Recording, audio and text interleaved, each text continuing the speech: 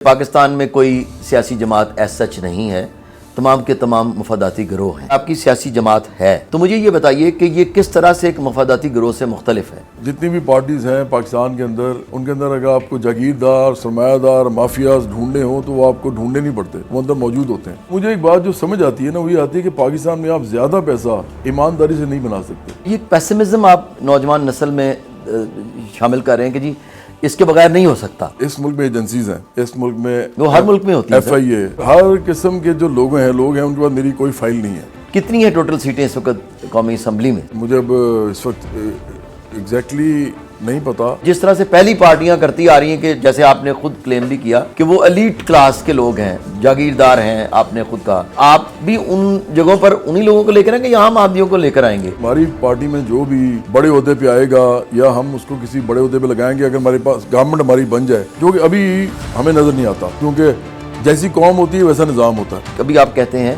कि लोगों में शऊर नहीं है। नहीं, मैं तो नहीं कह रहा ये। Why are you so obsessed with Imran Khan? मेरा ख्याल है सबसे बड़ा मसला है इमरान खान है। सर वो तो अब जेल में है। आप तो हो ना, वो तो जेल में है, लेकिन आपको छोड़ा हुआ उसने इधर। इमरान खान एक बहुत बड़ा मुनाफिक मजहब फरोश है। ये जो सोशल मीडिया के ऊपर हीव एंड क्राई है ना, ये सिर्फ इमरान की है, और इमरान ने ये बाकायदा एक बहुत बुरे तरीके से आप लोगों को गुमराह किया। शोबा सियासियात Punjab university new campus Lahore में हम आपके पास एक ऐसा प्लेटफॉर्म लेकर आए हैं जहां पर हम चाहते हैं कि आप सबको थिंक पाकिस्तान जैसे प्रोग्राम में इंडल्ज करके सोचने पर लगाएं, ताकि आप सोचें पाकिस्तान आगे कैसा होगा। आप लोगों ने देखना है, आप लोगों ने सोचना है, आप लोगों ने जांचना है कि पाकिस्तान में जितने भी सियासतकार या सियासत में आने वाले लोग हैं वो किस काबिलियत के साथ आपको लीड करने जा रहे हैं। आज हमने अपने शोबा में पाकिस्तान के नामवर गुलकार और सियासतकार जो कि बराबरी पार्टी के चेयरमैन हैं मिस्टर जवाद अहमद, उनको दावत दी है।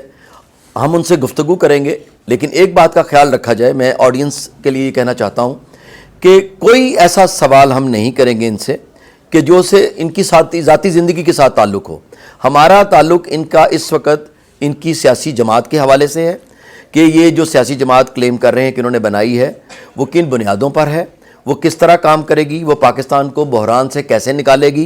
क्या वो ये समझते हैं कि उनके पास ऐसा एक लाए अमल है, काबिल अमल, जो कि पाकिस्तान को मौजूदा बहरान से, या अगर वो समझते हैं कि बहरान है ही नहीं और मज़ीद तरक्की में कुछ हमारे साथ ये इस जमात के ज़रिए से करेंगे, तो वो सब कुछ हमें जानने का पूरा हक़ है, आपको भी और मुझे भी। तो इसलिए आपके सवाल जो हों इनसे वो इंतहाई तहजीब के दायरे में, और यकीनन वो सिर्फ़ और सिर्फ उनकी सियासी जमात और उनकी सियासत के हवाले से हों। और उसके लिए जैसे अभी हमारे दोस्त ने भी आपको बताया कि चाहे आप सियासी जो फ़लसफ़ा है उसके हवाले से बात करें, मईशत के हवाले से बात करें, उनकी तालीमी पॉलिसी के हवाले से बात करें, इनकी खारजा हिकमत अमली क्या होगी जिसको आप फॉरेन पॉलिसी कहते हैं वो क्या होगी, दुनिया के साथ ताल्लुकात कैसे होंगे, यकीनन आप इस पर सवाल कर सकते हैं। इसके अलावा मेरी आपसे दरख्वास्त होगी कि आप कोई ऐसा सवाल ना करें कि जिससे आप टीवी में देख के जैसे एंकर्स को कि जी वो बड़ा भड़काते हैं और उनसे बात करते हैं उनकी ज़ाती ज़िंदगी पर या कुछ भी। मैं सिर्फ ये चाहता हूँ कि ये एक तालीमी इदारा है, यहाँ पर सिर्फ तालीमी लेवल का ही सवाल होना चाहिए। तो आइए हम अपने जो मेहमान हैं जवाद अहमद साहब से गुफ्तगू का आगाज़ करते हैं। अस्सलाम वालेकुम सर। जी वालेकुम अस्सलाम। बहुत शुक्रिया आपका। एक तो थैंक यू वेरी मच। आप यहाँ पर हमारे शोबा सियासियात में आए हैं और हमें अपनी जो सियासी जमात है उसके मुतालिक हमें बताएं।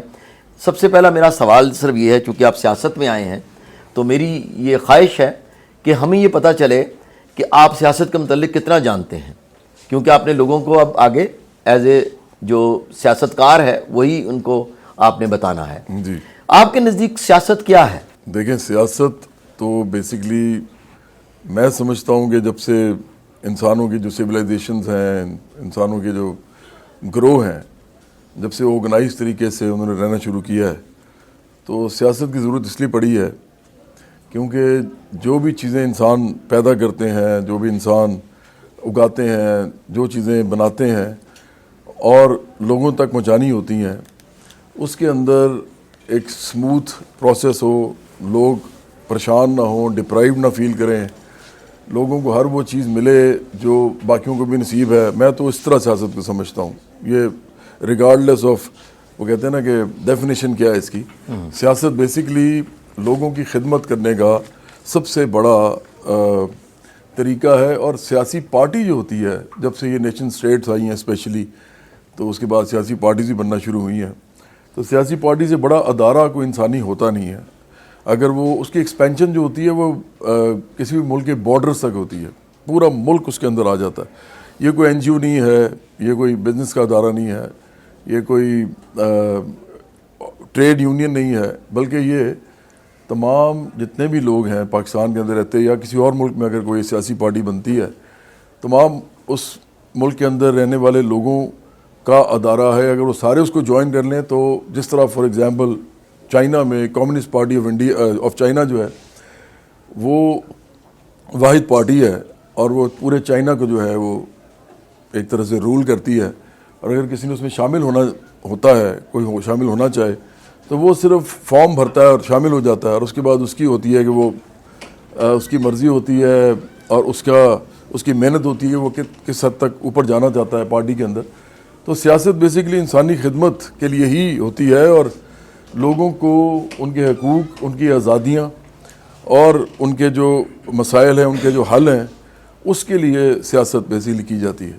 ٹھیک, آپ نے بھی کہا کہ سیاسی جماعتیں چونکہ دنیا میں بنتی ہیں جن کا مقصد یہی ہوتا ہے کہ عوام کی فلاح و بہبود کی جائے.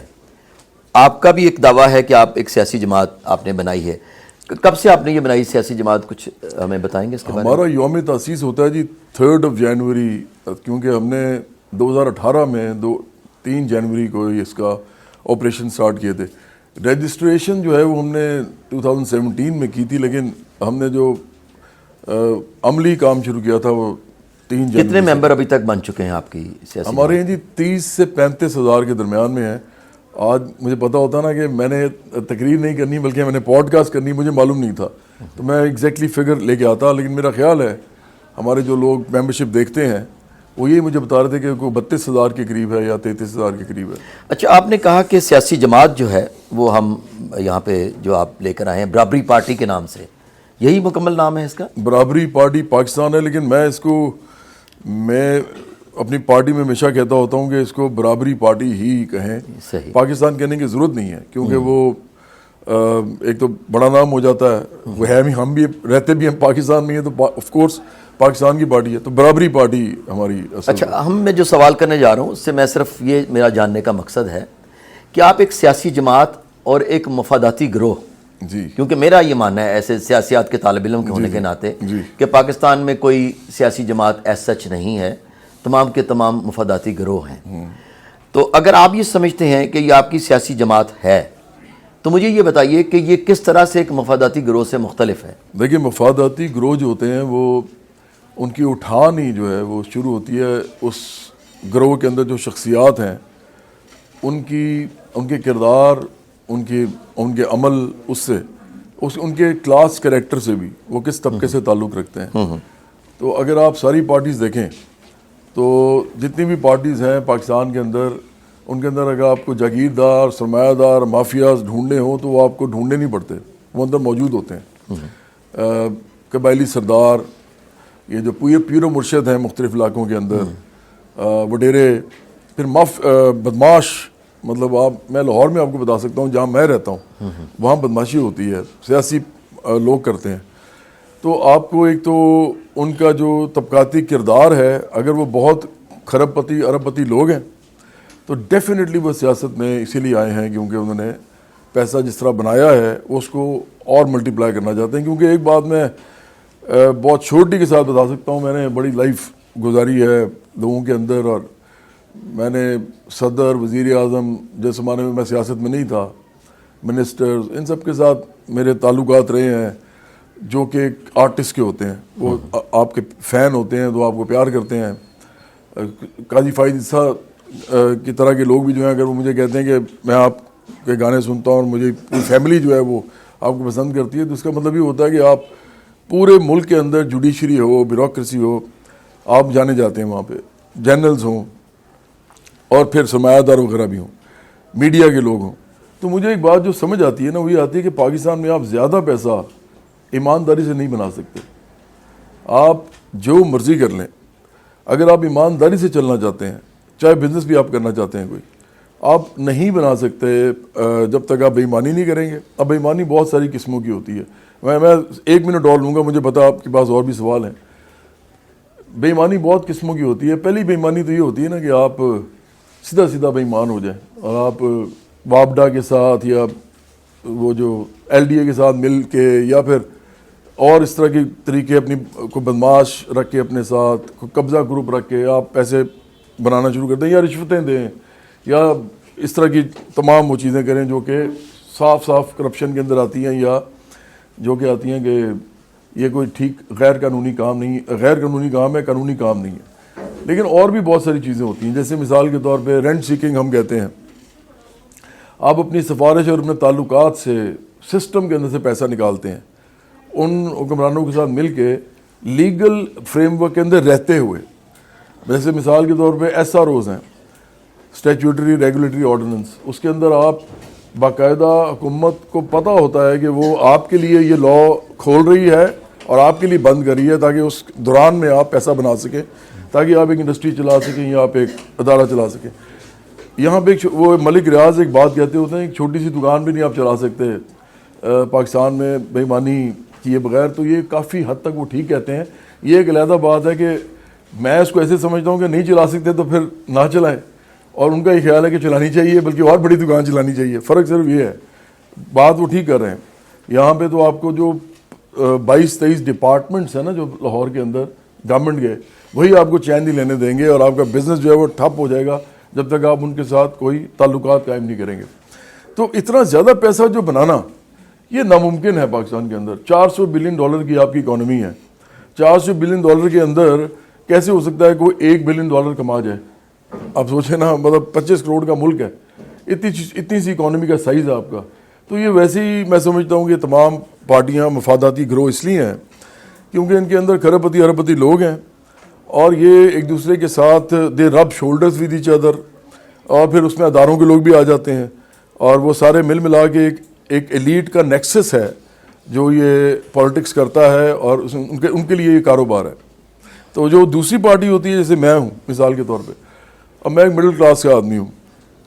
میرے والد اتنا لالچی تھے, پروفیسر تھے پولیٹیکل سائنس کے دونوں, اور رانا صاحب بھی جانتے ہیں میری والدہ صاحبہ کے ساتھ تو کافی وہ ادھر پڑھاتی تھی جب, تو رانا صاحب اس وقت ان کے جونیئر تھے. اب تو خیر کہتا بھی اچھا نہیں لگتا, نہیں میں بالکل ہیڈ آف ڈپارٹمنٹ ہے, میں آیا ہی تھا ڈپارٹمنٹ. ہاں جی. تو اسی طرح میرے فادر نے یہاں پڑھایا, گورنمنٹ کالج لاہور میں بھی پڑھایا. تو ان کے اندر کوئی لالچ والچ تھا نہیں. ہم نے کبھی ایون گھر تک نہیں بنایا تھا, ان کو ضرورت ہی نہیں تھی, وہ اس طرح کے لوگ تھے. تو ایک تو میں اس بیک گراؤنڈ سے ہوں. دوسرا یہ کہ مجھے یاد نہیں پڑتا کہ کبھی انہوں نے کوئی غلط کام کیا ہو. میرے والد صاحب تو اس حد تک تھے کہ میرے جو بردر ان لا تھے وہ بلکہ مذاق کرتے ہوتے ہیں مجھے. ایک دفعہ وہ آئے, انہوں نے مجھے کہا کہ یار وہ آپ کے والد صاحب جو ہے نا وہ کمال آدمی ہیں. میں نے کہا کیا ہوا؟ کہتے ہیں وہ میں لے کے آیا ہوں ان کے پاس 1-2 چیزیں وہ کروانے کے لیے ٹیسٹ. تو انہوں نے کہا یار یہ داماد سے کہہ رہے ہیں وہ اپنے, تو یار یہ اس کا اوریجنل کدھر ہے؟ تو انہوں نے کہا کہ اوریجنل تو ابھی میرے پاس نہیں ہے. انہوں نے کہا یار ان سے کہو کہ ذرا اوریجنل بھی دے دیں. تو وہ ٹیسٹ تک نہیں کرتے تھے, اگر اوریجنل کاغذ نہیں ہوگا تو وہ ٹیسٹ نہیں کریں گے.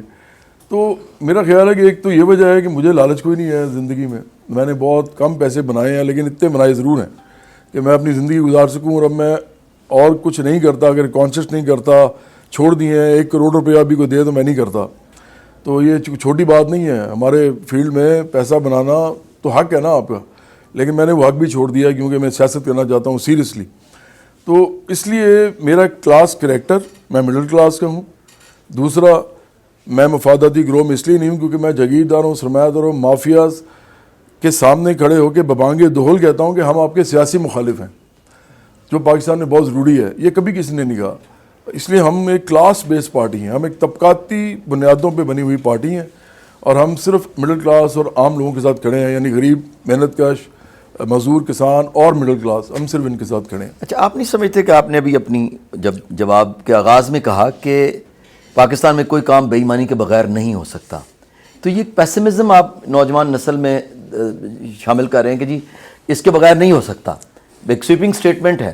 ساتھ ہی آپ دوسری طرف آتے ہیں کہ آپ اپنی ایگزامپل دیتے ہیں کہ آپ ایک برابری پارٹی لے کر آئے ہیں, جو کہ ایک عام آدمی ہوں میں, کیونکہ ایک عام مین سٹریم سے آیا ہوا ہوں. اس میں آپ جب اپنے والدین کی آنیسٹی یا ان کے ایک بڑے اسٹریٹ فارورڈ ہونے کا ایگزامپل دیتے ہیں, ڈونٹ یو تھنک کہ وہ ہم کہہ نہیں سکتے, کیونکہ ضروری نہیں.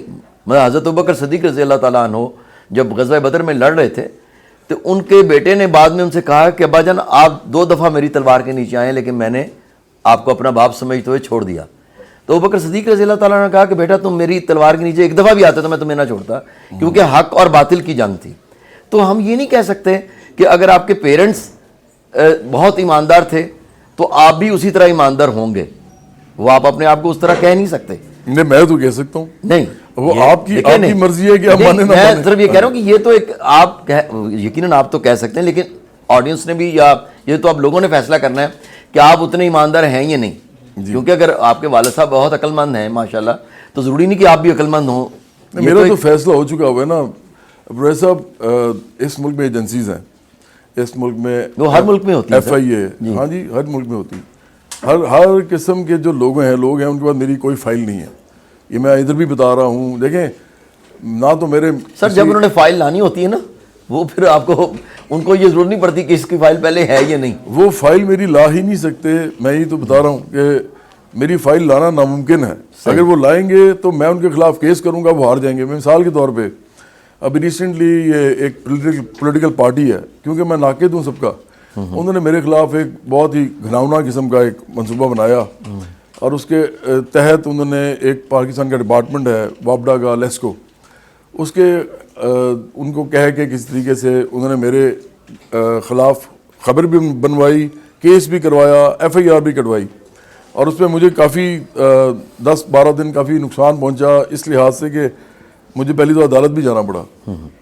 لیکن میں ان کو گھٹنوں پہ لے کے آیا, اور اس حد تک لے کے آیا کہ انہوں نے لیسکو کے جو لوگ تھے, جو سینئر آفیسرز تھے, انہوں نے مجھ سے کہا کہ یہ معاف کر دیں ان کو, کیونکہ اگر آپ اگر اور آگے گئے تو ان کی نوکریاں چلی جائیں گی. تو میں نے پھر ان سے لکھوایا, انہوں نے لکھا کہ آپ کے خلاف سازش ہوئی ہے. حالانکہ آئے تو یہ لوگ تو سازش کس نے کی ہے, یہ میں نے ان سے نہیں کہا کہ لکھیں, ٹھیک ہے. انہوں نے کہا آپ کے خلاف سازش ہوئی ہے, انہوں نے کہا کہ آپ کے اوپر کوئی بل نہیں ہے, اور تیسرا انہوں نے کہا کہ آپ ہمارے پہ کیس نہیں کریں گے, میرے سے لکھوا رہے ہیں. تو میں نے پاکستان کا ادارہ سمجھ کے ان کو چھوڑ دیا.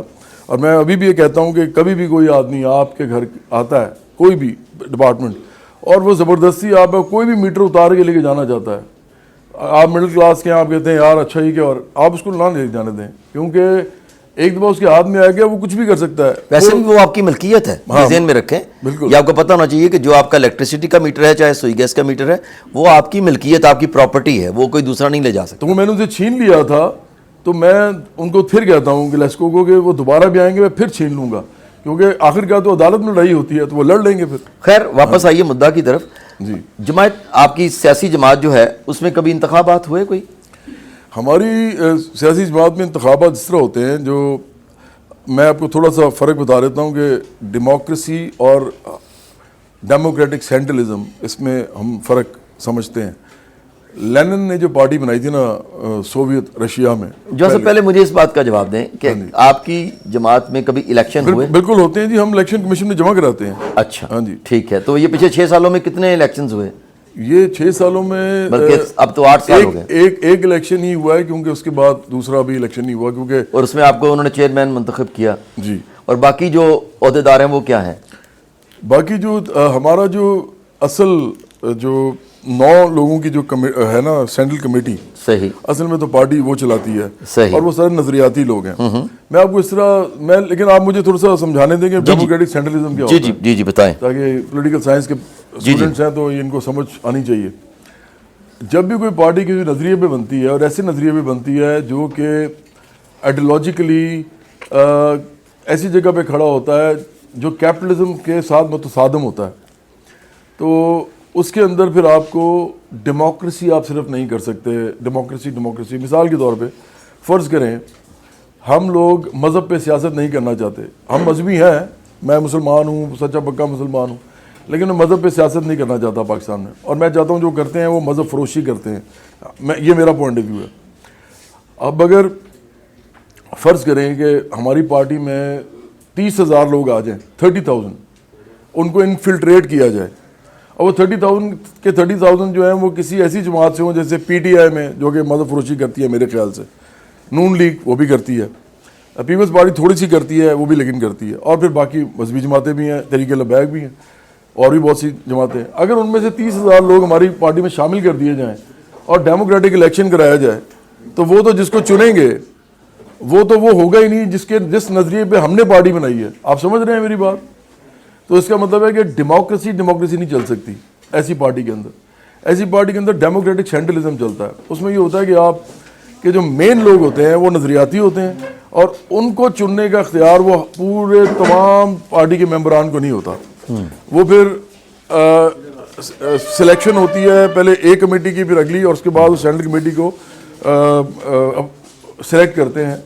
تو اس طرح سے اس کی سلیکشن ہوتی ہے. تو وہ ہمارے اندر ہے جی, ڈیموکریٹک سینٹرلزم ہمارے اندر پکا ہے. اور مزے کی بات ہے کہ کافی حد تک جماعت اسلامی جو ہے اس نے بھی یہی طریقہ اڈاپٹ کیا تھا جب لینن وغیرہ نے ریولوشن کیا. جماعت اسلامی کے اندر بھی جس طریقے سے وہ ہائرارکی ہے نا ان کی, کہ رکن ہے, سوری رفیق ہے, اور اس طرح کے 2-3 نام ہے. جی ان کی اپنی ایک کرونالوجیکل آرڈر میں انہوں نے رکھا ہوا جی. تو اسی طرح ادھر بھی تھا. تو وہ بھی میرا خیال ہے ڈیموکریٹک سینٹرلزم ہی ہے اس کے اندر, مجھے ایگزیکٹلی نہیں پتا, لیکن بہرحال ان کا اسٹرکچر ویسا ہی ہے جیسے سوشلسٹ پارٹیز کا ہوتا ہے. صحیح. آپ کے خیال میں 2029 میں اگر الیکشنز ہوتے ہیں پاکستان میں, عام انتخابات, جی, تو برابری پارٹی اس میں الیکشن لڑے گی؟ ہم تو ہر دفعہ لڑتے ہیں جی الیکشن. صحیح. اس دفعہ بھی ہم نے الیکشن لڑا تھا تو کسی نے کہا جی آپ ڈی لسٹ ہو گئے تھے, حالانکہ ہم بالکل ڈی لسٹ نہیں ہوئے. نہیں, آپ پوری پاکستان میں آپ نے اپنے کینڈیڈیٹس کھڑے کیے تھے؟ ہم نے پورے پاکستان میں صرف 31 لوگ کھڑے کیے تھے, کیونکہ اس سے زیادہ لوگ جو ہیں وہ, میں تو یہی کہوں گا نا جی, دیکھیں پھر یہ میرا پوائنٹ آف ویو ہے, لوگوں میں شعور نہیں ہے, لوگوں میں طبقاتی شعور نہیں ہے. میں یہ نہیں کہتا ان میں شعور, وہ اپنے لیے بڑے تیز ہیں, وہ پیسے ویسے بنانے کے لیے چلاکیاں بھی کریں گے, کچھ انٹیلیجنس کا بھی مظاہرہ کریں گے, پڑھ لکھ بھی جائیں گے, سب کچھ کریں گے, لیکن طبقاتی جو ان کا تشخص ہے اس کو نہیں سمجھیں گے. وہ نہیں سمجھتے کہ اس ملک کے اندر اصل میں ان کی جو حیثیت ہے وہ تھوڑی سی ہی زیادہ ہے جو جانوروں سے. اگر آپ کچہری تھانے میں پھنس جائیں, اگر آپ کسی ہسپتال میں آپ کے والد صاحب کو پیسے نہیں ہیں اور ان کا بڑی کو بیماری ہو گئی ہے, ان کا علاج کرانا ہو, تو آپ کو ایسی فیل ہوتا ہے کہ اوپر خدا ہے اور نیچے زمین ہے, درمیان میں معلق ہوں. نہیں, آپ تھوڑا سا یہاں کلیئر کریں. آپ کچھ کبھی آپ کہتے ہیں کہ لوگوں میں شعور نہیں ہے, اب آپ کسی اسپیسیفک فیلڈ کی طرف آ گئے ہیں کہ اگر کوئی ڈاکٹرز ہیں یا کوئی لائرز ہیں تو وہ بالکل انسانیت ان کے اندر نہیں ہے. نہیں, میں تو نہیں کہہ رہا یہ, میں کہہ رہا ہوں کہ ایک عام آدمی کے لیے اس کو فیل ہوتا ہے کہ میری کوئی حیثیت ہی نہیں ہے, اس میں ڈاکٹرز نہیں ہے, وہ نظام ایسا ہے. ڈاکٹر نے بھی تو پیسہ بنانا ہے نا جی, اس نے اپنے بچے پالنے ہیں, باہر بچہ بھیجنا ہے پڑھنے کے لیے, اور کیپٹلزم میں دوڑ ہوتی ہے. میں آپ کو مثال دیتا ہوں, آپ اس طرح سمجھیں کہ سرمایہ داری نظام میں ہوتا کیا ہے. آپ کو کہا جاتا ہے کہ آپ سارے بھاگ دوڑ کریں, جو آگے چلا جائے گا وہ کامیاب ہوگا, اور اسی کے لیے نظام چلے گا. تو میں یہ ایسے ہے جیسے میں یہ لڑکا اور یہ لڑکی ان دونوں کو کہتا ہوں کہ آپ دونوں دوڑیں گے, اور میں حاکم ہوں آپ کا, میں بتاؤں گا کیونکہ میں نے آپ کو قید کر لیا, میں حاکم ہوں, میں آپ کو کہیں قبائلی علاقے میں لے گیا ہوں, مثال کے طور پہ. یہ سب ہو سکتا ہے, لوگ کرتے ہیں اس طرح. میں آپ کو کہتا ہوں یہ دوڑو, اور جو جیتے گا نا صرف روٹی اس کو ملے گی. اب آپ دونوں دوڑیں گے اور جو جیتے گا اس کو روٹی ملے گی, دوسرے کو نہیں ملے گی. یہ آپ کو لگے گا بڑا غیر انسانی عمل ہے, لیکن سرمایہ داری نظام بالکل ایسے چلتا ہے, بالکل ایسے. جو آگے جاتا ہے اس کو ملتا ہے سب کچھ, جو پیچھے رہ جاتا ہے اس کو کچھ نہیں ملتا. تو اس لیے یہ غیر انسانی نظام ہے. تو میں تو اس لیے کہہ رہا ہوں کہ یہ جو نظام ہے پورا کا پورا, یہ اس کے اوپر کامنٹری یہی ہے کہ ایک عام آدمی اس کو پتہ ہی نہیں ہوتا کہ اس کی کوئی حیثیت ہے ہی نہیں جب تک کہ وہ ان لوگوں میں شامل نہیں ہوتا جو کمانڈنگ ہائٹس آف اکانومی کے مالک ہیں. نہیں, وہ تو کبھی بھی کوئی بھی سارے تو نہیں نا شامل ہو سکتے اس میں, کیپٹلزم میں نہیں ہو سکتے. نہیں, اگر کسی بھی اور نظام میں آپ دیکھیں جو کلیم کرتے ہیں کنٹری جیسے چائنا ہے یا رشیا ہے کہ جہاں پہ وہ کہتے ہیں ہم کمیونسٹ ہیں, وہاں بھی یہ بات عام آدمی تو وہاں پہ نہیں شامل ہو سکتا ایلیٹ کلاس میں. اچھا, یہ کمیونزم جو ہے نا یہ بالکل ایسے ہے جیسے کیپٹلزم بھی ہے. اس والے سے وہ اس طرح کے دونوں گلوبل اکانومیز کی بات کرتے ہیں. اگر اس وقت ہم جس دور میں سانس لے رہے ہیں یا گلوبل اکانومی جو کیپٹلسٹ ہے, اور اس کے اندر ایک دو ملک جو ہیں اپنے آپ کو کمیونسٹ کہتے بھی ہیں تو وہ ہے نہیں کمیونسٹ اور نہ وہ سوشلسٹ ہیں. نہیں تو پھر آپ کے خیال میں کمیونزم میں اور کیپٹلزم میں کیا فرق ہے، اگر آپ اپنے یہ لوگوں کو بتانا چاہیں کہ آپ یہ فرق رکھتے ہیں کمیونزم میں اور کیپٹلزم میں؟ فرق صرف یہ ہے کہ سوشلزم میں ایکسیلنس اچیو کرنے کے لیے لڑائی کی جاتی ہے، مقابلہ بازی کی جاتی ہے ایکسیلنس اچیو کرنے کے لیے. سوشلزم میں فلسفے میں، آرٹ میں، پڑھائی لکھائی میں، سائنس میں، ٹیکنالوجی میں، کوئی بھی ایسی چیز جس کے اندر آپ طب آزمائی کرنا چاہتے ہیں، آپ اپنے محنت کرتے ہیں اپنے آپ کو، جس کو سیلف ایکچولائزیشن بھی کہتے ہیں. اگر مارلو کی تھیوری آپ نے اگر پڑھی ہے تو اس کا جو آخری وہ کہتا ہے کہ انسان کا جو آخری کام عمل ہوگا وہ سیلف ایکچولائزیشن ہوگا. تو اس کے لیے تو سوشلزم میں مقابلے بازی ہے، لیکن اس کے بدلے میں اگر آپ یہ چاہتے ہیں کہ آپ باقی لوگوں کی زندگیاں کنٹرول کریں کیونکہ آپ کا پیسہ زیادہ آ گیا ہے، پاور زیادہ آ گئی ہے، تو اس کی اجازت نہیں ہے سوشلزم کے اندر. آپ کنٹرول نہیں کر سکتے لوگوں کی زندگیاں. تو لوگوں کی زندگیاں کنٹرول کرنے کا مطلب یہ ہے کہ آپ پاس یا پیسہ ہے یا شہرت ہے یا دولت ہے یا طاقت ہے یا عہدے ہیں، تو وہ عام لوگوں کی لائف پہ اثر انداز نہیں ہو سکتے. یہ فرق ہے جی. آپ کیا سمجھتے ہیں کہ آپ کی جو، جیسے آپ نے کہا کہ آپ نے 31 بندے لاسٹ الیکشنز میں کھڑے کیے تھے، کتنی ہیں ٹوٹل سیٹیں اس وقت قومی اسمبلی میں؟ صرف قومی اسمبلی میں تو 300 سے اوپر ہیں. مجھے اب اس وقت ایگزیکٹلی نہیں پتا، لیکن کافی زیادہ سیٹیں ملا کے 850-900 کے درمیان میں سیٹس ہیں. چاروں صوبائی اسمبلیاں اور بلکہ گلگت بلتستان بھی اگر آپ ملا لیں تو میرا خیال ہے 850 سے 900 کے جو وومن کی ریزرو سیٹس ہیں وہ آپ کے خیال میں کتنی ہوں گی اس وقت ہمارے قومی اسمبلی میں؟ اچھا، یہ جو اس طرح کی جو ڈیٹیل ہے نا جی، یہ ایکچولی میں ہوں پالیسی میکر. نہیں، میں صرف آپ سے اس لیے پوچھنا چاہ رہا ہوں کیونکہ جب آپ نے ایک عام انتخابات میں لے کے جانا ہے اپنی سیاسی جماعت کو، تو آپ کو ایک نمبر کلیئر ہونا چاہیے کہ بھائی اتنے لوگ، میں نے اگر 60 ویمن کی سیٹس ہیں تو میں نے 60 ویمن کون سی لے کے آنی ہیں کیونکہ وہ ریزرو سیٹس ہیں. میں آپ کو بڑی سمپل سی اسی طرح آپ کے جب ممبرز ہیں عام جنرل سیٹس کے لیے، آپ نے وہ کون سے لوگ لے کر آنے ہیں؟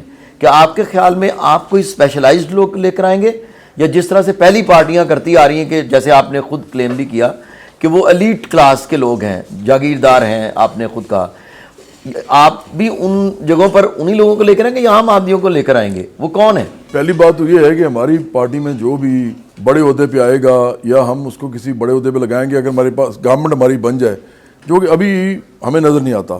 بڑی سمپل میں بات بتاؤں، کیونکہ جیسی قوم ہوتی ہے ویسا نظام ہوتا ہے. تو ہمیں ابھی قوم کے اندر بات کرنی ہے، علم، شعور، آگہی، ہدایت، اس کی بات کرنی ہے، سیاسی ہدایت کی میں بات کر رہا ہوں. تو ابھی تو ہمیں نظر نہیں آتا یہ کہ ہو سکے.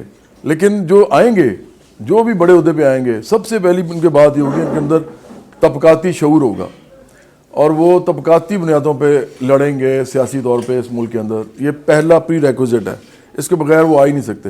اب دوسری بات بڑی امپورٹنٹ ہے اور یہ ہمارے پارٹی کے حق میں جاتی ہے.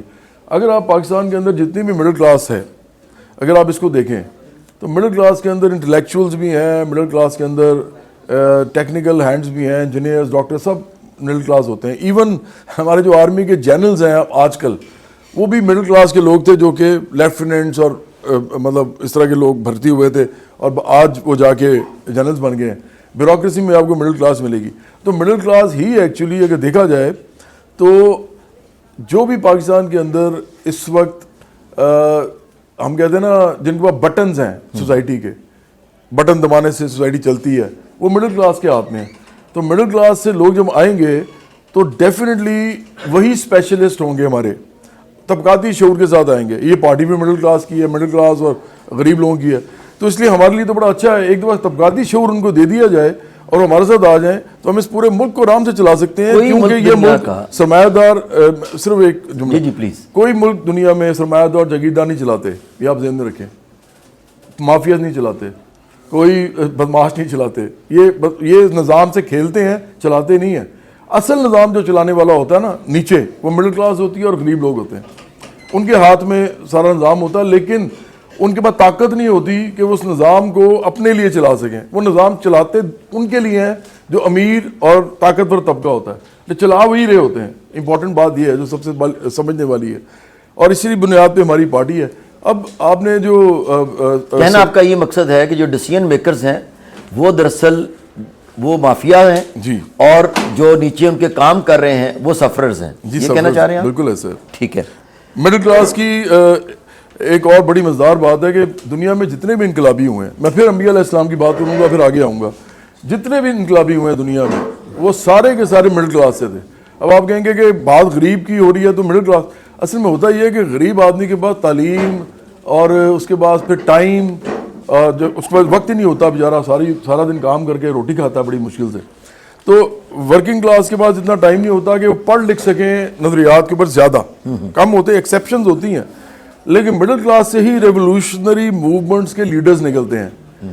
پوری مڈل کلاس ریولوشنری نہیں ہوتی بائی کلاس کریکٹر، لیکن ریولوشنری لیڈرز جو ہیں وہ مڈل کلاس سے ہی آتے ہیں.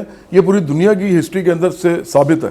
تو اس لیے مڈل کلاس ہمیں چاہیے اور ہم چاہتے ہیں کہ ان کے ساتھ انٹریکٹ کیا جائے. اچھا آپ یہ بتائیں کہ یہ جو سیاسی نظام جسے ہم پولیٹیکل سسٹم بولتے ہیں، آپ کے نزدیک یہ کیا ہے؟ میں تو پہلے بھی پاکستان کا اسپیسیفکلی یا پوری دنیا کا سیاسی نظام کوئی بھی ہے نہیں جس کو آپ سمجھتے ہیں کہ میں یہ کہوں گا کہ یہ سیاسی نظام یہ ہوتا ہے؟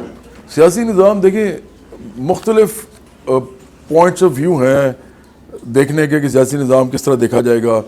مثال کے طور پہ اگر آپ آزادیوں کی بات کریں، انسانی آزادیوں کی، اور آپ آئیڈینٹی پالیٹکس اگر نہیں کرنا چاہتے تو پھر ملک ہوتے ہیں جو سیکولر ہوتے ہیں. وہ سیکولر ملک جو ہیں اس کے اندر آپ کی آئیڈینٹی میٹر نہیں کرتی کہ آپ مسلمان ہیں، ہندو ہیں، سکھ ہیں، یا آپ بلوچ ہیں، آپ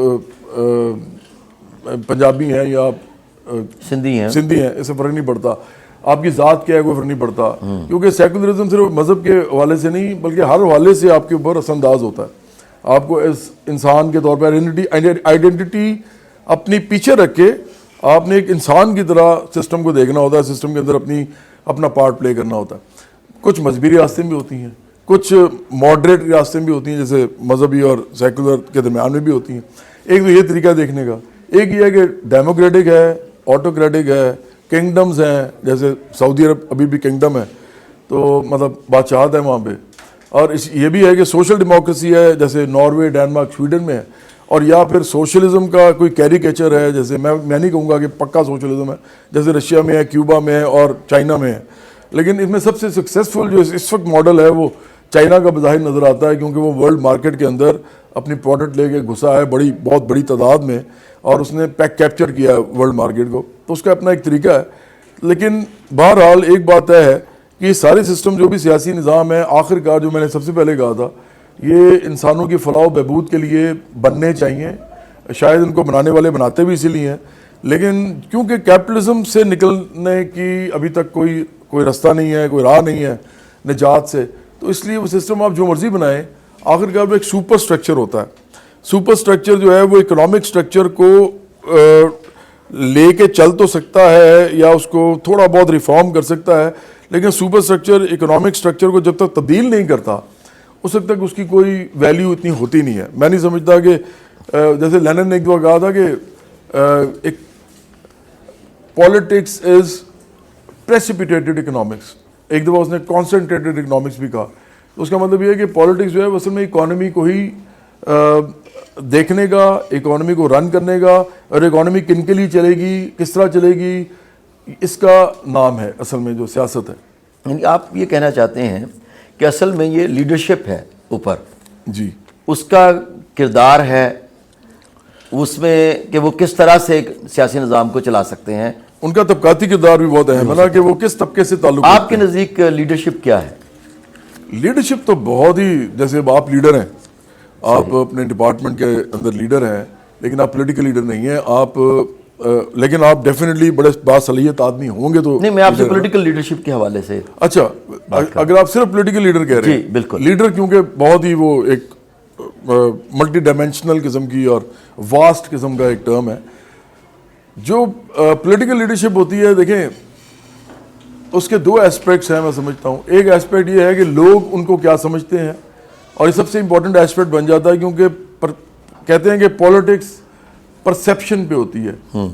آپ جیسی پرسیپشن کریٹ کرتے ہیں اسی طرح کا آپ کے پاس لیوریج آتا ہے. مثال کے طور پہ اگر آپ نے یہ اپنا کسی مذہبی ملک کے اندر جہاں پہ مذہب بہت زیادہ اس طرح دیکھا جاتا ہے کہ جو بھی کام ہوگا وہ مذہب کے پیراڈائم سے ہی ہوگا، اور اس کے علاوہ ہم نے ادھر ادھر نہیں جانا، اور پھر مذہب کو ہر ملک اپنے طریقے سے دیکھتا ہے. جیسے ایران جو ہے وہ اس کو شیعہ مذہب کے حوالے سے دیکھے گا, پاکستان جو ہے اس کو بریلوی سنی حوالے سے دیکھے گا, سعودی عرب جو ہے وہ اس کو وہ وہابی ازم کے حوالے سے دیکھے گا. تو ایک تو طریقہ یہ ہے نا کہ آپ پولیٹیکل لیڈر جو ہے وہ یہ پرسیپشن کریٹ کر دے کہ میں تو بڑا مذہبی ہوں ایک مذہبی معاشرے کے اندر, تو اس کا پرسیپشن جو بنے گا نا وہ گڈنس کا بنے گا لوگوں کے اندر, صرف یہ کہنے سے کہ میں مذہبی ہوں. تو ایک تو یہ طریقہ ہے کہ آپ اپنے آپ کو پروجیکٹ کیسے کرتے ہیں, جو کہ لوگ عام طور پہ کرتے ہیں پولیٹیکل لیڈرز کے, جی ہم جو لوگوں کی آئیڈینٹیز ہوتی ہیں ان کے ساتھ اپنے آپ کو ٹو کر کے الائن کر کے تو وہ اپنے آپ پرسیپشن بناتے ہیں. دوسرا مجھے لگتا ہے کہ اصل جو چیز ہوتی ہے وہ یہ ہوتی ہے کہ آپ پالیسیز وغیرہ بھی رہنے دیں. یہ میں بات کی بات ہے کہ پالیسیز کیا بناتے ہیں کیا نہیں بناتے, کیونکہ وہ تو بہت ہی ایک میں سمجھتا ہوں کہ ڈیٹیل کا کام ہے, انٹریکیٹ ڈیٹیلز ہوتی ہیں اس کے اندر. لیکن دوسرا جو طریقہ ہوتا ہے وہ یہ ہوتا ہے کہ آپ صرف اور صرف یہ بتائیں کہ آپ جب آئیں گے تو عام لوگوں کو یا جو غریب آدمی ہے جو مڈل کلاس ہے اس کو کیا ملے گا. لیڈرشپ وہی ہوتی ہے پولیٹیکل جو کہ اس ملک کے محروم, مظلوم, محکوم اور اوپریس لوگ جو ہیں جتنے بھی, ان کے لیے کچھ کرنا چاہتی ہے. ادروائز امیروں کے لیے اس نے کر کے کیا کرنا ہے, وہ تو پہلے سے امیر ہیں, انجوائے کر رہے ہیں. اگر پولیٹیکل لیڈرشپ یہ نہیں کر سکتی تو اس کے علاوہ وہ جو کچھ بھی کرتی ہے نا وہ جھوٹ بولتی ہے, وہ منافقت کرتی ہے. وہ اگر آپ لوگوں تک آپ کی دہلیز پہ جو آپ کے حقوق ہیں, جو آپ کے نیڈز ہیں, جو ضرورتیں ہیں, جو آپ کی سہولتیں اس ملک میں ملنی ہیں آپ کو, اگر وہ نہیں پہنچا سکی اپنے ٹینیور میں, جتنا بھی ٹینیور انہوں نے نکالا, یا اس ٹینیور میں وہ کہتے ہیں جی ہمیں نکال دیا گیا, تو کم از کم نظر آیا کہ اس ٹینیور میں صرف اور صرف ان کا جو فوکس تھا وہ عام لوگوں پہ تھا. تو میں سمجھتا ہوں وہ پولیٹیکل لیڈرشپ ہوتی ہے. باقی سب جو ہے فساد ہے. باقی پولیٹیکل لیڈرشپ نہیں ہوتی, وہ آپ کو بیوقوف بنا رہے ہوتے ہیں, اور برا نہ مانیے گا, آپ بیوقوف انسان بن جاتا ہے. ہمیں عام لوگ ہی بناتے رہتے ہیں, تو پولیٹیکل لیڈر کے پاس تو میڈیا ہوتا ہے اور بڑا کچھ ہوتا ہے. آپ بنے ہیں بیوقوف کبھی؟ نہیں جی, میں ہاں پرسنل لیول پہ میں ظاہر آپ کہہ رہے ہیں کہ آپ بن سکتے ہیں, بہت دفعہ, میں نے کہا پھر آپ بھی ظاہر بہت دفعہ میں نے تو سیکھا ہے پروفیسر صاحب. میں تو آپ کو میں نے تو بڑا ایک دو دفعہ بڑا میجر نقصان اٹھایا ہے بیوقوف بننے کی وجہ سے, کیونکہ میں سمجھتا ہوں کہ ابھی بھی میں اس طرح ہی ہوں ایسے کہ میں جب انسان کو دیکھتا ہوں تو سب سے پہلے میں یہ رائے قائم کرتا ہوں اس کے بارے میں کہ یار اگر یہ میرے ساتھ الٹا سیدھا نہ کرے تو ٹھیک ہی آدمی ہے. تو اس کا مطلب آپ یہ کہہ سکتے ہیں آپ کی بات سے ہاں جی کہ لیڈرشپ دراصل وہ ہوتی ہے جو دوسروں کو بیوقوف مت بنائے بلکہ ان کی جو محرومیاں ہیں ان کو ختم کرنے میں ان کی مدد کریں. بالکل. اور بیوقوف بنائیں گے اگر آپ تو آپ لیڈر زیادہ بڑے بن جائیں گے, یہ بھی آپ ذہن میں رکھیں, کیونکہ پھر آپ لوگوں سے کھیلیں گے نا جب, اور کھیلنا بڑا آسان ہوتا ہے. نہیں پھر آپ یہ تو آپ بڑی نیگیٹو سائڈ پہ آپ جا رہے ہیں نا, پھر وہ لیڈر تو نہ ہوا جو اگر لوگوں کو بیوقوف بنا کے زیادہ کامیاب ہو. وہ نہیں ہوتا لیڈر, وہ نہیں ہوتا. کہنا کہ وہ زیادہ کامیاب. اچھا چلیں ایسے کہہ لیں کہ یہ ایک پیراڈاکسیکل سٹیٹمنٹ ہے میری, اس کے اندر آپ ٹھیک کہہ رہے ہیں, آپ پروفیسر صاحب میں نا آپ کے استاد ہیں, وہ بالکل ٹھیک کہہ رہے ہیں. پیراڈاکسیکل سٹیٹمنٹ اس لیے ہے کیونکہ میں اس کو لیڈر نہیں کہتا, لیکن وہ لیڈر سمجھا جاتا ہے. ہاں یہ اب اور چیز ہے کہ لوگ سمجھتے کیا ہیں, کیونکہ پھر میں بھی وہ سمجھتا ہوں کہ ہم شاید لوگوں پر شک کریں کہ وہ سمجھ ہو سکتا ہے وہ بھی نہ سمجھ رہے. آپ ٹھیک کہہ رہے ہیں بالکل. السلام علیکم سر, میں سر عبداللہ حمدان, فرسٹ سیمسٹر کے ہیں ہم, اب سیکنڈ میں آ گئے ہیں. تو پہلے تو سب سے پہلے آپ کو کنگریچولیشنس, کیونکہ ہمیں آج ہی پتہ چلا کہ آپ کی بھی ایک پارٹی ہے. سر میرا کوشچن ہے آپ سے, ہم پریگمیٹیکلی اگر سوچیں, چینج کے سلوگنس پہلے بھی لگے ہیں, میں آپ سے یہ پوچھنا چاہتا ہوں کہ آپ کی پارٹی اور آپ کیسے ود اسٹینڈ کریں گے ایک ایسے کارپوریٹ یونٹ کے خلاف جو کہ 1947 سے ڈیپلی روٹیڈ ہے اس کنٹری میں. اچھا یہ جو آپ نے بات کی ہے نا, جو لیفٹ کے لوگ ہیں نا, مطلب جس جگہ سے میں بلانگ کرتا ہوں, آپ کے اساتذہ کو پتہ ہے کہ میں کیا کہہ رہا ہوں, آپ کو بھی شاید پتہ ہو, کیپٹلزم کے پیراڈائم کے اندر نا دو فورسز ہوتی ہیں, پولیٹیکل ہونی چاہیے, ہر صورت میں ہونی چاہیے, ایک لیفٹ اور ایک رائٹ. کیونکہ اگر لیفٹ کی پارٹیز نہیں ہوں گی سرمایہ داری نظام میں تو سرمایہ داری نظام میں بیلنس کریٹ نہیں ہوگا اور کچھ بھی نہیں ملے گا عام آدمی کو. تو جیسے انگلینڈ میں آپ کے سوال پہ آنے کے لیے تھوڑا سا تمیز باندھ رہا ہوں. تو جیسے انگلینڈ میں لیبر پارٹی ہے اور ٹوریز ہیں. ٹوریز جو ہے وہ جماعت ہے جو کہ امیر لوگوں کے مفادات کا تحفظ کرتی ہے. یہ عام انگلینڈ میں یہ بات کہی جاتی ہے, لوگ سمجھتے ہیں اس طرح, اور ان کو امیر لوگوں سے زیادہ پیسہ بھی ملتا ہے. Labour Party on the country وہ پارٹی ہے جس کو عام لوگ سپورٹ کرتے ہیں اور چندہ دیتے ہیں اس کو باقاعدہ, تو وہ لیفٹ کی پارٹی ہے. تو اب آپ نے جو کہا نا کہ ایک ادارہ ہے یا ایک کارپوریٹ ہے جس کی آپ بات کر رہے ہیں, آپ مخفی انداز میں کر رہے ہیں. دیکھیں یہ سٹارٹ ہو گیا تھا اس کا عمل دخل 1951 میں سندھ کی جو اسمبلی تھی اس کے اندر 90% جاگیردار تھے, اور 1953 میں جو پنجاب کی اسمبلی تھی اس کے اندر 80% جاگیردار تھے. اور یہ ڈاکومنٹ کیا گیا ہے, یہ مسعود کھدر پوش کی کتاب ہے نوٹ آف ڈسینٹ, اس کے اندر انہوں نے یہ فگرز دی ہیں. تو وہ لینڈ ریفارمز کے لیے ان کو کہا گیا تھا, تو وہ بہت لیفٹ کے آدمی تھے, سوشلسٹ تھے. انہوں نے اپنا ایک اختلافی نوٹ دیا تھا کیونکہ 3 لوگوں کی کمیٹی تھی, تو انہوں نے لینڈ ریفارمز کے خلاف فیصلہ دیا تھا. انہوں نے کہا تھا لینڈ ریفارم نہیں ہونے چاہیے, جاگیرداروں سے ان کی زمینیں نہ لیں واپس. یہ واحد تھے جو کہہ رہے تھے کہ لیں, تو انہوں نے پھر اپنا وہ نوٹ لکھا, اس میں انہوں نے یہ فیکٹ بیان کیا.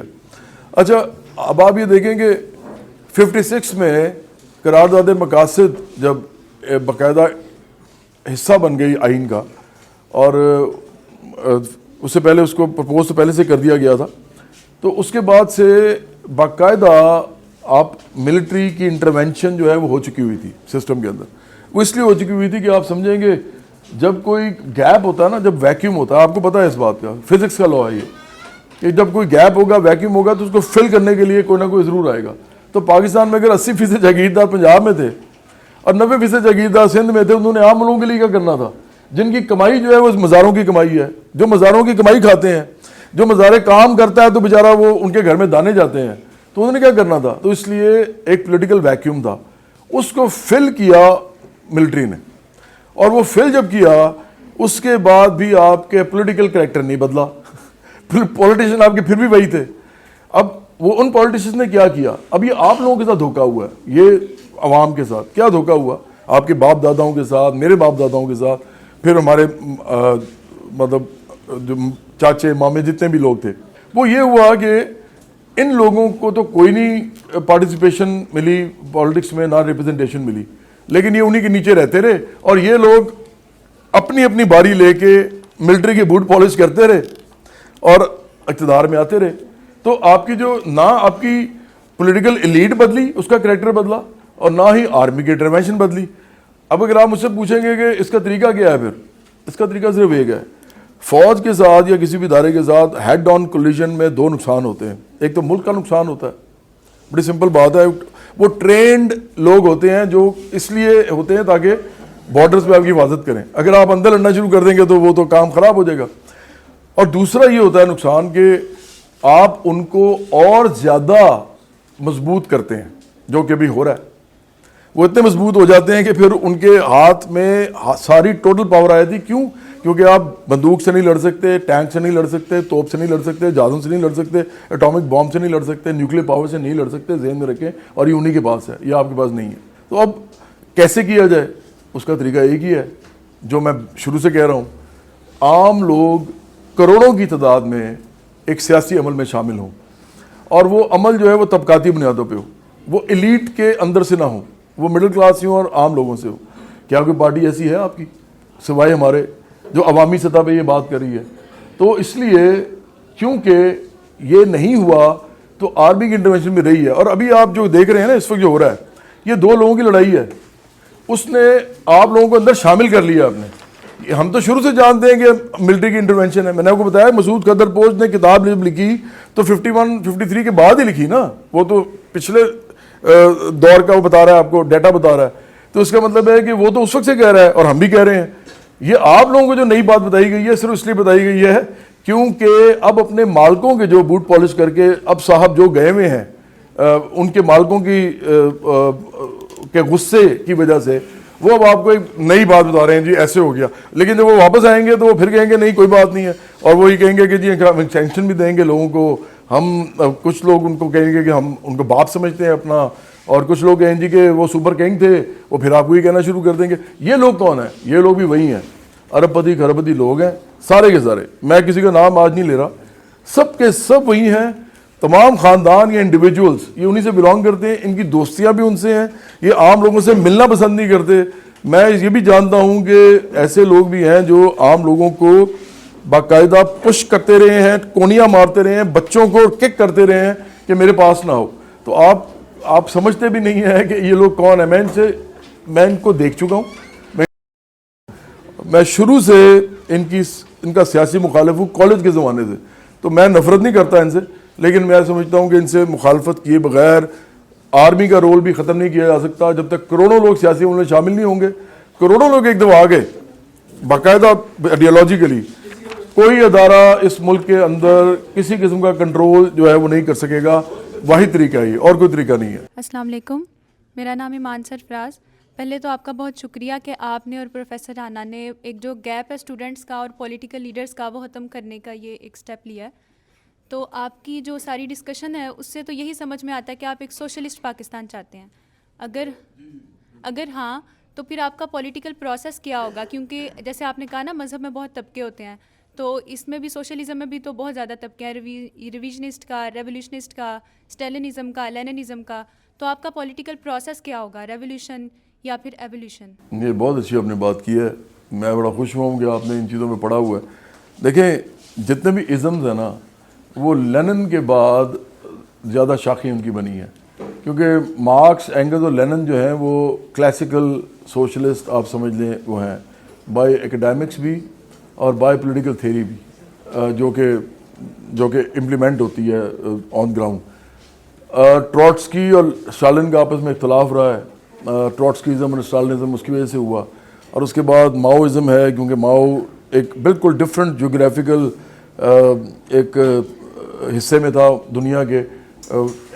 جو چائنا تھا وہ جاپان کے انڈر تھا, جاپنیز امپیریلزم کے انڈر, اور چائنا میں پیزنٹری تھی بہت زیادہ, پرولٹیریٹ تو تھا ہی نہیں, اور پھر ویسے بھی وہ لوگ افیم زیادہ لوگ تھے, بہت زیادہ اوپیم تھی وہاں پہ, اور لوگ ہر وقت نشے میں رہتے تھے, بہت زیادہ بڑی تعداد ان کی آبادی کی. تو اس کو اور طریقے سے نمٹنا پڑا اس سے. تو اس کا جو انقلاب تھا وہ پیزنٹری بیس تھا بیسکلی. لیکن جو لینن وغیرہ نے انقلاب کیا, ٹروٹسکی, لینن سب نے, وہ تھا پرولٹیریٹ کا انقلاب. اس میں بیسکلی شامل ہوئے تھے جو میں ابھی آپ بات کہہ رہا تھا نا پہلے, میں اس سے جوڑتا ہوں, آپ کو پھر سمجھ آ جائے گی. اس میں وہ لوگ شامل ہوئے تھے جو کہ اس زمانے کی جو انڈسٹریز تھیں اس کے ورکرز تھے. اور آپ کو ذہن میں رکھیں کہ پیزنٹری جو ہوتی ہے وہ اتنی اس زمانے میں سوچیں, اس زمانے میں 1917 میں, جبکہ 93% پیزنٹری تھی رشیا میں, 93%, اور صرف 7% پرولٹیریٹ تھا.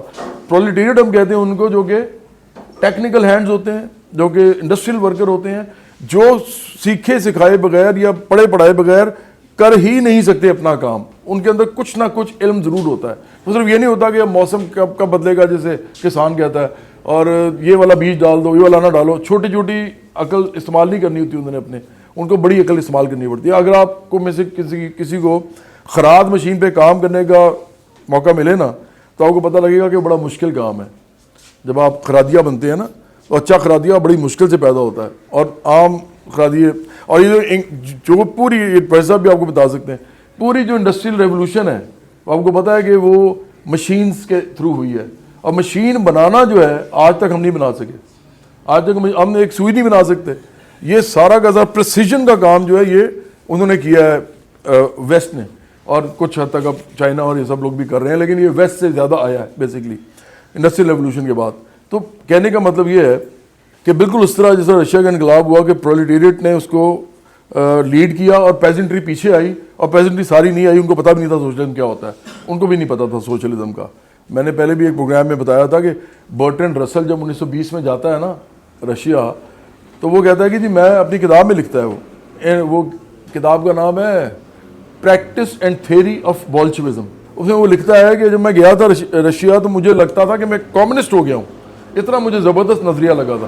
جب میں وہاں گیا تو میں نے دیکھا کہ پیزنٹری تک یہ ابھی گیا ہی نہیں ہے یہ آئیڈیا. تو اس وقت پھر اس کو خیال آیا کہ یہ جو ہے نا شاید چل نہیں سکے گا زیادہ نظام. لیکن یہی بات لینن نے بھی کہی, لینن نے خود کہی 1920 یا 1921 میں اس نے خطاب کیا, اور اس میں اس نے کہا کہ اگر جرمنی ہوا نہ سوشلسٹ تو ہمارا جو سوشلزم ہے وہ بھی ڈومڈ ہے.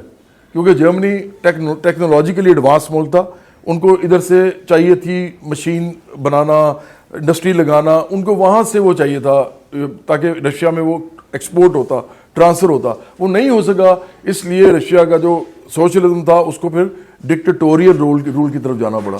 ان کو اپنے غریب آدمی کو کنٹرول کرنا پڑا, انڈسٹری نہیں لگ سکی. تو یہ اس نے لینن نے خود پیشن گوئی کی تھی. کہنا میں آپ کو یہی چاہ رہا ہوں کہ ابھی آپ نے جو بات کی ہے نا, ہم سمجھتے ہیں کہ پاکستان کے اندر وہی پرولٹیریٹ جو ہے اب وہ مختلف شکلوں میں موجود ہے. آپ بھی پرولٹیریٹ ہیں, آپ کو پتہ نہیں ہے, لیکن پرولٹیریٹ اب صرف وہ نہیں ہے جو مشین کے سامنے کھڑا ہو کے کام کرتا ہے. پرولٹیریٹ وہ بھی ہے جو پروفیسر ہے, پرولٹیریٹ وہ بھی ہے, چاہے برا مانے اچھا مانے کوئی, لیکن میں آپ کو بائی ڈیفینیشن بتا رہا ہوں, وہ بھی ہے جو میرے والدین بھی پرولٹیریٹ تھے اصل میں, لیکن وہ پڑھے لکھے پرولٹیریٹ تھے, ایک مڈل کلاس سے تھے, لیکن وہ تھے وہی. اسی طرح آپ کے جو ایم بی ایز ہیں, آپ کے جو آئی ٹی کے لوگ ہیں, آپ کے نیم دا ٹریڈ اور the business, they are from the proletariat, کیونکہ وہی اس ملک کو چلاتے ہیں, وہی ماڈرن پرولٹیریٹ ہے. تو اگر آپ جو کہہ رہی ہیں, اگر ہم اس کلاسیکل ڈیفینیشن کو اس بدلتی ہوئی دنیا کے اندر اپلائی کریں تو اس کا مطلب یہی ہے کہ ہمیں وہی والا پرولٹیریٹ ابھی چاہیے جو مڈل کلاس کا پڑھا لکھا نوجوان ہے اور مختلف ٹریڈز اینڈ بزنسز کے اندر انوالوڈ ہے. وہ اس کے مختلف قسم کے کام ہیں, اس میں سنگر آرٹسٹ بھی آ جاتے ہیں, اس میں فلسفی بھی آ جاتے ہیں, اس میں میں اتنے سارے, کوئی مجھے بتائے گا جو پیشے ہوتے ہیں آج کل, اور پیشے کون کون سے ہوتے ہیں یار, اتنے زبردست بڑے بڑے پیشے ہیں, مطلب تمام بزنس, چھوٹے بزنس مین وہ بھی سارے اسی میں آ جاتے ہیں. چھوٹے بزنس مین کمانڈنگ ہائٹس نہ جو چلا رہے ہوں, بڑی بڑی جو کھرپتی اربپتی لوگوں کی بات نہیں کر رہا, تو یہ تمام پرولٹیریٹ ہے. تو اگر ہم کلاسیکل ڈیفینیشن میں جائیں تو ہمیں لگتا ہے کہ ابھی بھی پرولٹیریٹ موجود ہے, بہت بڑی تعداد میں موجود ہے پاکستان کے اندر. مجھے لگتا ہے کہ تقریباً 15 سے 20% لوگ جو ہیں وہ اس کی ڈیفینیشن کے اندر انڈر آتے ہیں. تو وہ آپ دیکھ لیں 25 کروڑ میں وہ کتنے بنتے ہیں, 15 سے 20%, میرا خیال ہے تو 6-7 کروڑ تو بن جاتے ہیں نا. تو اتنا بندہ تو 2, 4, 5 دفعہ انقلاب کر سکتا ہے, ایک دفعہ تو بہت چھوٹی بات ہے. السلام علیکم سر, مائی نیم از طیب علی اور BSIR 6 سمیسٹر سے ہوں. سر آپ کی ادھر آمد کا مجھے پتہ چلا تو میں نے سوچا کہ آپ کی پارٹی کا مینیفیسٹو جانا جائے, تو اس کے لیے میں نے آپ کا ایکس اکاؤنٹ وزٹ کیا. تو آپ کے ایکس اکاؤنٹ پہ مجھے صرف ایک سیاسی رہنما کی تصدیق کے علاوہ کچھ نہیں ملا. تو کیا آپ نے زیادہ غور سے وائی نہیں آر دیکھا. You so obsessed with Imran Khan, and آپ کی پارٹی کیا صرف یہی سمجھتی ہے کہ صرف عمران خان ہی پاکستان کا مسئلہ ہے یا اس کے علاوہ اور بھی کوئی مسئلہ ہے پاکستان؟ میرا خیال ہے سب سے بڑا مسئلہ اس عمران خان ہے, کیونکہ عمران خان سوشلزم کی راہ میں بھی سب سے بڑی رکاوٹ ہے, اور پاکستان کے اندر جیل میں ہے, اب اور بھی مسائل ہیں, اس پہ بات کر لیا کریں. آپ تو ہو نا, آپ تو ادھر ہی ہو, وہ تو جیل میں, لیکن آپ کو چھوڑا ہوا اس نے ادھر.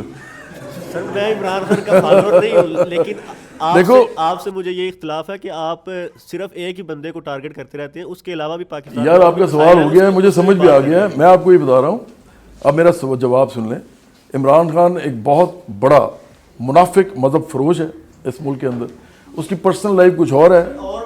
نہیں یار ایک سیکنڈ, اور بھی جو ہیں وہ اس لیے اس میں نہیں آتے کیونکہ اس پورے ہال کے اندر کسی نے نواز شریف کے سپورٹر نے مجھ سے سوال نہیں کیا.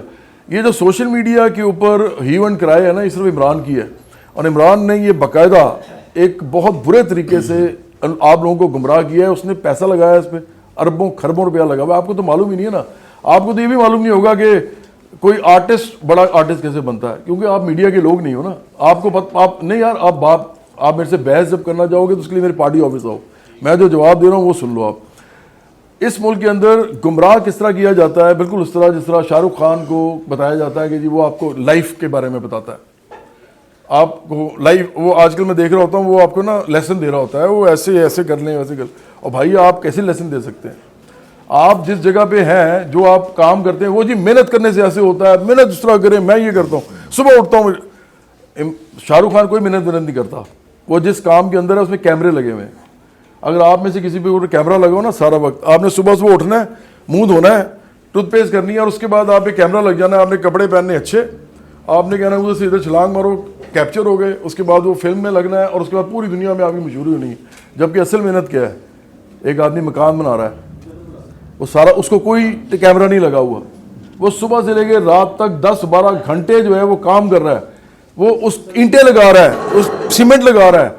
پروفیسر صاحب یہاں پہ آپ کو لیکچر دے رہے ہیں, ان کے اوپر کوئی کیمرہ نہیں لگا ہوا. یہ اس سے زیادہ بڑے آدمی ہیں شاہ رخ خان سے, لیکن یہ جو لیسن آپ کو دیں گے وہ پہنچے گا ہی نہیں آپ کو, کیونکہ وہ اس کا میڈیا اس کو پروجیکٹ کر رہا ہے. بالکل اس طرح عمران جیسے لوگ جو ہیں وہ پولیٹکس میں آ کے یہی کچھ کرتے ہیں, یہ اپنا امیج بناتے ہیں, اس امیج کے تھرو یہ آپ لوگوں کو گمراہ کرتے ہیں. اب آپ لوگ کہیں گے جی ہم گمراہ نہیں ہیں, میں آپ کو بتا دیتا ہوں آپ ہیں. اب آپ پولیٹیکل سائنس کے لوگ ہیں, آپ مجھے بتائیں کہ لیفٹ اور رائٹ جو ہوتا ہے اس کے اندر, اس ملک کے اندر پارٹیز ابھی تک اقتدار میں کتنی ہیں اس وقت, یا اپوزیشن میں کتنی ہیں؟ میں یہ پوچھ لیتا ہوں. چلیں آپ کی تھوڑی سی میں انڈرسٹینڈنگ دیکھ لیتا ہوں. آپ مجھے بتائیے کہ لیفٹ کی پارٹیز اس وقت اقتدار میں کون سی ہیں, یا اپوزیشن میں کون سی ہیں لیفٹ کی؟ تو یہی میں آپ سے کہہ رہا ہوں کہ آپ کو لیفٹ رائٹ کا بھی نہیں پتا ہوتا کئی دفعہ, اور آپ سمجھتے ہیں کہ آپ کے پاس شعور ہے. میں نے آپ کو کہا کہ سرمایہ داری نظام کے اندر جب تک لیفٹ نہیں ہوگا, جیسے زوران ممدانی بھی جیتا ہے نا الیکشن میئر کا, آپ کو پتا ہے وہ کتنی مشکل سے جیتا ہے اور کتنی اسے جان ماری ہے, اور وہ سوشلسٹ تو شروع سے ہے, جس طرح میں بھی سوشلسٹ شروع سے ہوں, لیکن مجھے ابھی تک موقع نہیں ملا ہماری پارٹی کو. اس کو موقع کیا ملا؟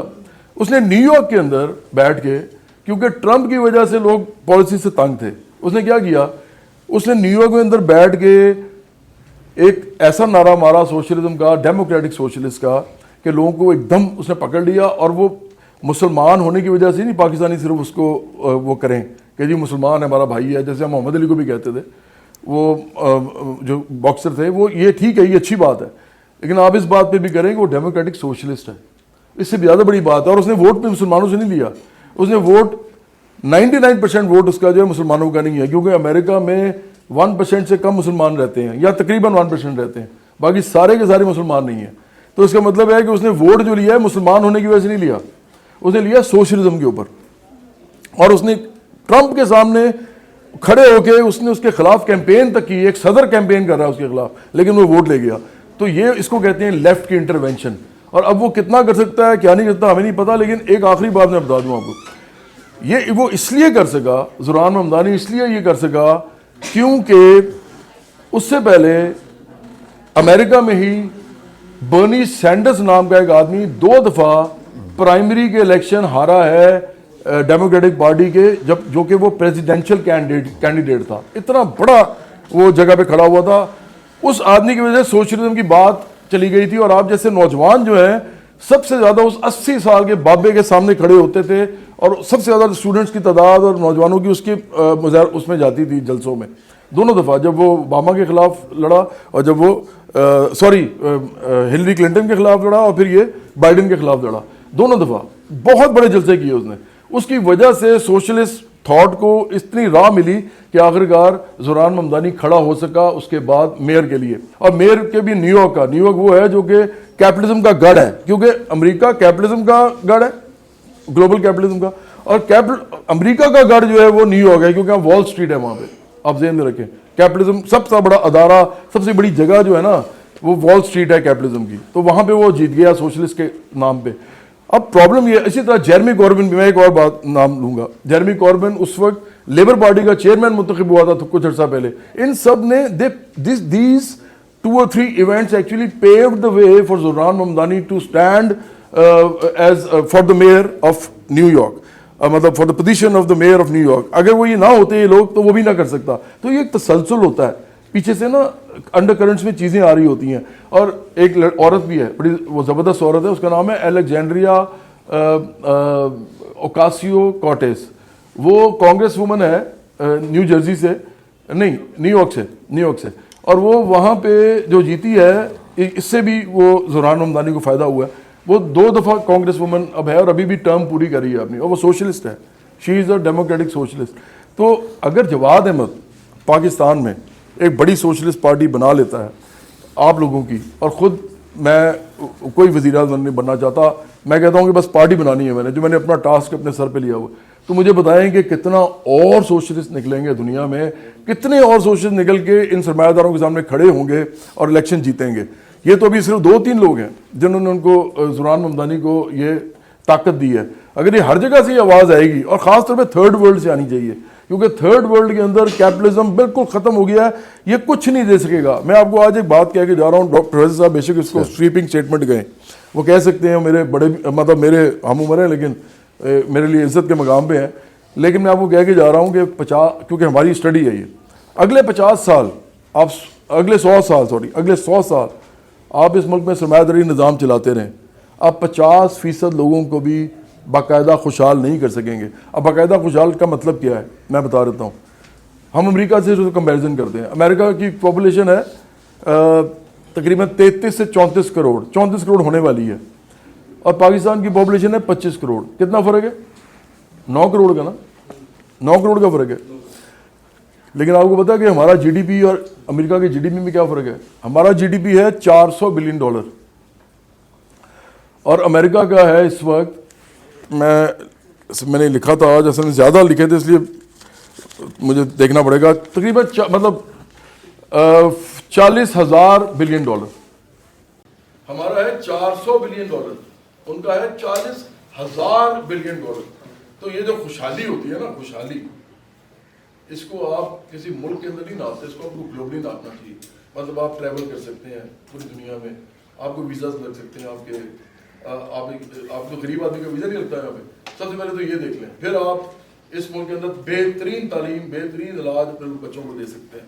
پھر آپ بہترین عزت دار روزگار حاصل کر سکتے ہیں. آپ بھی 4 لاکھ سے 5 لاکھ تنخواہ کم از کم آپ لے سکتے ہیں. تو پھر ہی کہیں خوشحال ہوں گے نا. اور خوشحال کیا ہوتا ہے؟ تو یہ والی خوشحالی 50% لوگوں کو بھی نہیں آپ دے سکتے. آپ 100 سال سرمایہ داری نظام اور چلائیں پاکستان میں, یہ نہیں ہوگا. اس کی آخری مثال انڈیا ہے. انڈیا کے اندر اس وقت 80 کروڑ غریب لوگ ہیں, جن میں سے 45 کروڑ لوگ اتنے غریب ہیں کہ آپ سوچ بھی نہیں سکتے, جبکہ وہاں پہ تو عربی نہیں آتی. اب یہ آپ کو میں بتا رہا ہوں, اور وہ تمام لوگ جو عمران خان سے گمراہ ہوئے ہیں سیاسی طور پہ, انڈیا میں کبھی آرمی نہیں آئی, نہیں نہ آئی کبھی, انہوں نے حکومت نہیں لی, اقتدار نہیں لیا. لیکن انڈیا میں ہمارے سے زیادہ غریب لوگ ہیں. اس کا مطلب ہے بحران سرمایہ داری نظام کا ہے, بحران اداروں کا یا سیاسی جماعتوں کا نہیں ہے. بحران اصل میں نظام کا ہے, اور اس نظام کے لیے کوئی سیاسی پارٹی نہیں بن رہی جو اس نظام کو شکست دے اور نظام کو ہٹائے تاکہ عام لوگوں کو خوشحالی مل سکے. یہ اصل ایشو ہے جس پہ لوگ بات نہیں کر رہے اور لوگ سمجھ بھی نہیں رہے اس کو.